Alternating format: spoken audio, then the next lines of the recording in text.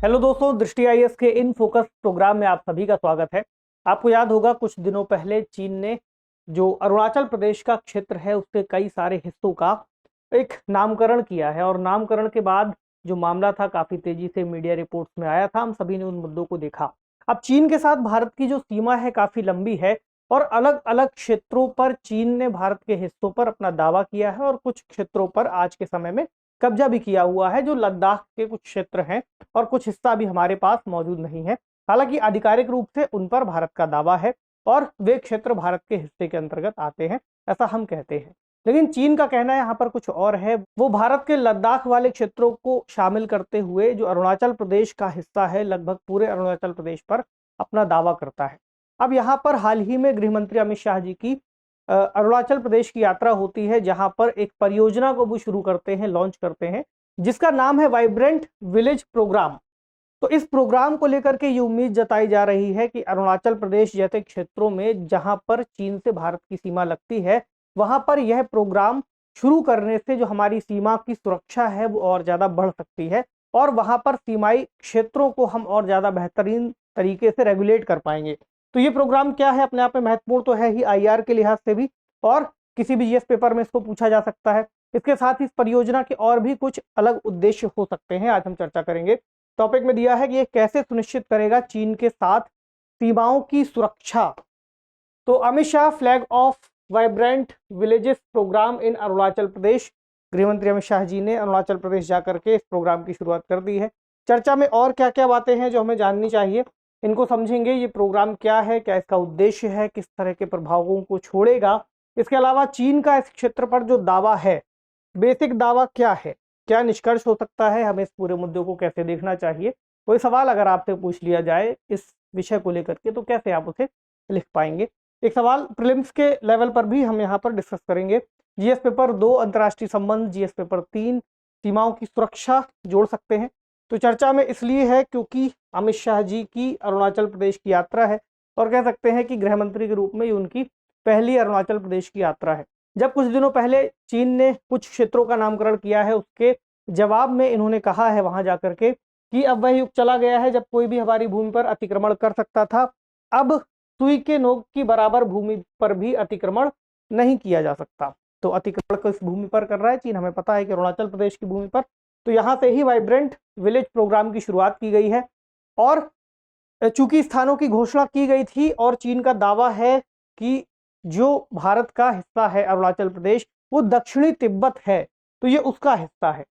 अब इस परियोजना के अंतर्गत जो महत्वपूर्ण पॉइंट है वो ये हो सकता है, तो इसे नोट कर लीजिएगा कि अरुणाचल प्रदेश का किबिथू वाइब्रेंट विलेज प्रोग्राम का हिस्सा बनने वाला पहला गांव बना है जहां से इसको शुरू किया गया है और इस गांव को इसके अंतर्गत शामिल किया है। केंद्र सरकार की ये परियोजना है।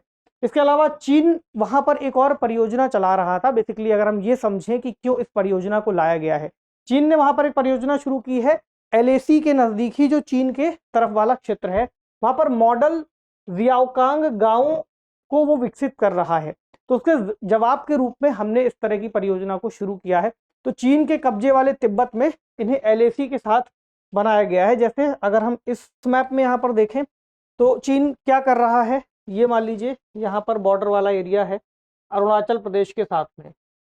तो चीन अपनी तरफ वाले क्षेत्र में यानी इस तिब्बत वाले क्षेत्र में यहाँ पर गांवों का निर्माण कर रहा है।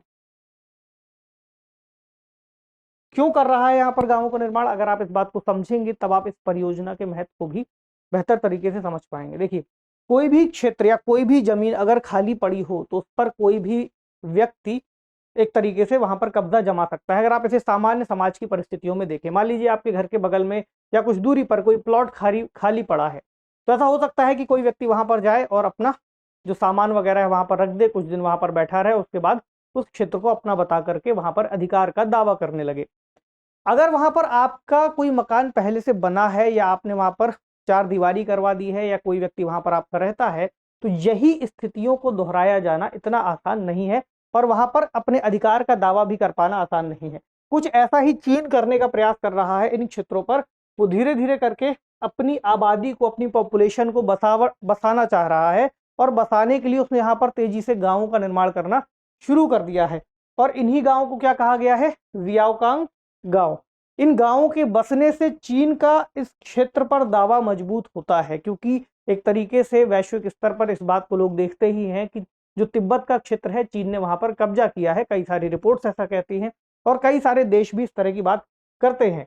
तो इस कब्जे पर अपना दावा मजबूत करने के लिए, या फिर जो तिब्बती लोग शरणार्थियों के रूप में भारत में रह रहे हैं या कहीं और रह रहे हैं, तो वे अपने दावे ना कर पाए, इसलिए यहाँ पर अपनी आबादी को बसा देना चीन के लिए एक बड़ा कदम है और बड़ी रणनीति के तहत ऐसा किया जा रहा है। अब अगर धीरे धीरे आबादी यहाँ बसनी शुरू हो जाएगी तो धीरे धीरे हो सकता है कि वो इस क्षेत्र की ओर भी आना शुरू कर दे, और एक लंबे समय के बाद फिर जो आबादी है उसकी बसावट इस तरफ भी हो सकती है, और वो आबादी वह होगी जो चीन के द्वारा बसाई गई है और उसकी समर्थक है। तो इसी के लिए एक रिपोर्ट प्रकाशित हुई थी 2021 में अमेरिकी रक्षा विभाग ने। उन्होंने बताया था कि पूर्वी लद्दाख से अरुणाचल प्रदेश तक जो भारत की LAC की सीमा है, लाइन ऑफ एक्चुअल कंट्रोल, वहां पर 628 गांवों का लगभग निर्माण किया जा चुका है। तो 2022 में वित्त मंत्री ने अपने बजट भाषण में वाइब्रेंट विलेज परियोजना को शुरू किए जाने की घोषणा की थी। वित्त मंत्री उस समय निर्मला सीतारमण जी ही थी, और इस घोषणा के बाद फिर हमने देखा कि वित्तीय वर्ष 2022-23 से 2025-26 के लिए इस कार्यक्रम को मंजूरी दी गई है कि इस समय काल में हम इसको निर्मित करेंगे, और लगभग 4,800 करोड़ रुपए इस परियोजना के अंतर्गत खर्च बताया गया है। अब इसके उद्देश्यों को आप ज्यादा बेहतर तरीके से समझ पाएंगे उन उदाहरणों के बाद। तो चीन से हिमालय की सीमाओं की सुरक्षा करना हमारा प्रमुख उद्देश्य है, हमारा मकसद है कि जो जो सीमा चीन के साथ लगती है उस पर किसी और देश या चीन का अतिक्रमण ना हो। तो वाइब्रेंट विलेजेस प्रोग्राम क्या करेगा? उत्तर की सीमा से लगे 19 जिलों के 46 ब्लॉक में 2,967 गांवों की पहचान की जाएगी। ये गांव होंगे किन किन राज्यों से? अरुणाचल प्रदेश, सिक्किम, उत्तराखंड, हिमाचल प्रदेश, और एक UT को आप शामिल कर सकते हैं, लद्दाख। इन 5 क्षेत्रों के अंतर्गत ये 2,967 गांव आएंगे। इसी तरह इनमें से 662 में से 455 जो गांव होंगे वो अरुणाचल प्रदेश में विकसित किए जाएंगे। मकसद सीमावर्ती समुदायों के निवासियों के जीवन स्तर को ऊपर उठाना, क्योंकि कई ऐसे लोग हैं जो क्षेत्र में जाकर के निवास कर रहे हैं या पहले से वहां पर रह रहे हैं। तो अगर उनको अपने जीवन को चलाने के लिए, जीविकोपार्जन के लिए जो संसाधन है वो उपलब्ध नहीं होंगे, मूलभूत सुविधाएं उपलब्ध नहीं होंगी, तो कोई भी व्यक्ति ऐसी जगहों पर रहना नहीं चाहेगा। तो ये मकसद है कि उनको वहीं रहने के लिए हम प्रोत्साहित कर सके, ताकि वहां बने रहें, गाँव से पलायन को रोक सके, और बदले में जो सीमा की सुरक्षा है उसको बढ़ावा मिल सके। क्योंकि अभी के समय हमारे अगर कुछ लोग वहां रह रहे हैं और उनके पास मूलभूत सुविधाएं नहीं होंगी, तो वो लोग भी शहरों की ओर जाएंगे या फिर दूसरे क्षेत्रों की ओर जाएंगे जहां पर उनको ऐसी सुविधाएं मिल सकती होंगी। ऐसे में जो हमारी सीमाई सुरक्षा है वो तो अपने आप में दांव पर लग ही जाएगी, साथ ही लोग भी वहां से विस्थापित होंगे। 2 तरह के चैलेंजेस यहाँ पर आएंगे। तो कार्यक्रम का फोकस किन चीजों पर है? क्योंकि वहां पर अवसंरचना का निर्माण करना बहुत जटिल कार्य है। तो इसमें सड़क संपर्क में सुधार किया जाएगा। अगर आप सड़क संपर्क में सुधार वाली परियोजना को देखें तो यहाँ पर जो मैप में आपको दिख रहा है, एक रोड को डेवलप किया जाना है जो तवांग से लेकर के फिर जाएगा विजयनगर तक। तो एक पूरा एक लंबा हाईवे जैसा होगा, और ये अपने आप में बहुत कठिन परियोजना है जो भारत इस तरह के सीमाई क्षेत्र में शुरू करने जा रहा है। ठीक है, तो एक परियोजना रोड की हो गई। दूसरा पेयजल और बिजली से जुड़ी हुई परियोजना, क्योंकि मूलभूत आवश्यकताओं में पीने का पानी और बिजली भी है। तीसरा मोबाइल और इंटरनेट की कनेक्टिविटी। चौथा इस क्षेत्र को पर्यटन केंद्र के रूप में विकसित करना है। कई तरह के मल्टीपर्पज सेंटर्स बनाने हैं। स्वास्थ्य देखभाल से जुड़े हुए जो इंफ्रास्ट्रक्चर है उन्हें बनाना है, और वेलनेस सेंटर्स को बनाए जाने की बात की गई है। ये बेसिक चीजें हैं जो उस क्षेत्र के विकास के लिए कार्य कर सकती हैं। अब पूर्वोत्तर में अगर आप देखेंगे तो चीन की विस्तारवादी नीति का मुकाबला करने का ये एक अच्छा तरीका हो सकता है। इस नीति के अगर हम प्रभावों पर बात करें, प्रधानमंत्री जी ने भी कहा था कि सीमावर्ती गांवों से पलायन राष्ट्रीय सुरक्षा के लिए बुरा है और हमें इसे रोकना होगा। और सीमावर्ती गांवों का महत्व अपने आप में बहुत ज्यादा है। कई अधिकारियों ने भी इस बारे में पुष्टि की है। उनका कहना है कि LAC के गांवों के निवासियों को वहां बने रहने के लिए हमें प्रोत्साहित करना होगा, क्योंकि ये जो लोग हैं वहां पर रहने के बाद सेना की भी, अपने देश के लोगों की कई तरह से मदद करते हैं, कई सारी सूचनाओं को देते हैं। तो इस स्कीम से क्या होगा, वहां पर मधुमक्खी पालन, कृषि उपज में सुधार, हस्तशिल्प और जो स्थानीय उत्पाद है उनको बढ़ावा मिलेगा। लोग रोजगार से जुड़ पाएंगे और एक बड़े मार्केट तक भी उनको धीरे धीरे फिर एक्सेस मिल पाएगा। क्योंकि सीमावर्ती गांवों के लोग सुरक्षा बलों की आंख और कान की तरह कार्य करते हैं। ये भी एक बात समझने की है।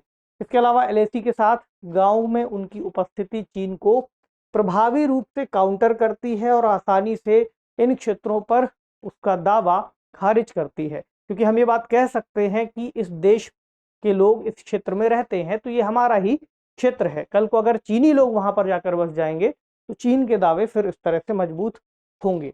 अब चीन का दावा भी क्या है ये भी समझ लें। एक शब्द का इस्तेमाल किया जाता है जांगनान, जांगनान या जंगनान, या फिर इसको कहते हैं दक्षिण तिब्बत। ये क्या है?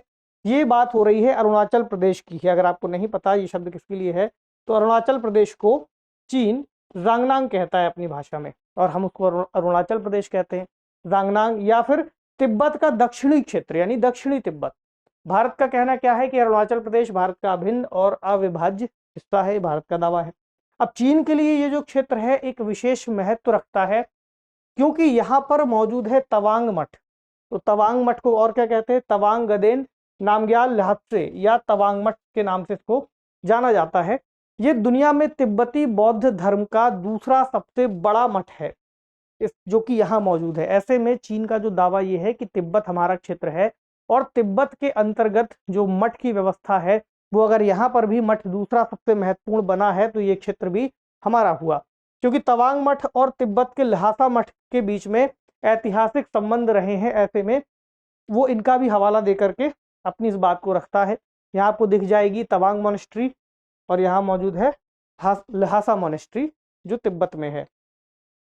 अब एक और बात ये भी है कि दलाई लामा जब तिब्बत छोड़ करके निकले थे तो 1959 में उन्होंने तवांग के माध्यम से भारत में प्रवेश किया था।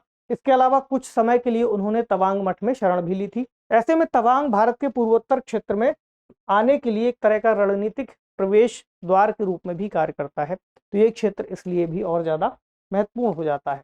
तो पूरे इस टॉपिक का निष्कर्ष क्या है? निष्कर्ष में कुछ खास बातों पर हम बात करते हैं, क्योंकि जब भारत से कोई भी व्यक्ति, भारत का कोई भी राजनीतिक व्यक्ति या फिर किसी बड़े पद पर बैठा व्यक्ति उस क्षेत्र में जाता है तो चीन निश्चित तौर पर विरोध करता है।